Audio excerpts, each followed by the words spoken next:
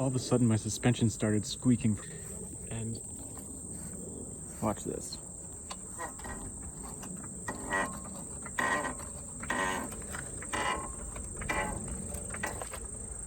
I hope you could hear that. When I lift the car, and I can feel the squeaking coming from here. So I'm going to inject some grease into this ball joint and all the other ball joints. Just use a grease needle, jam it through the rubber, aim it up towards the top. Hopefully you won't have to undo the bolt and pop the ball joint out of there to do this. But in the worst case scenario, you do have to pop this and push the ball joint all the way to one side so that you get a good surface area to put the needle in.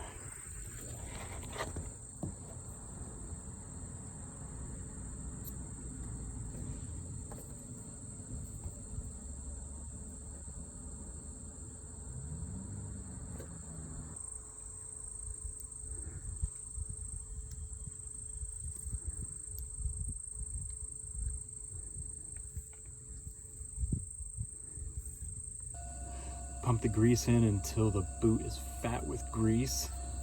It'll blow up, you can see it happen. And that will force the grease everywhere inside of there.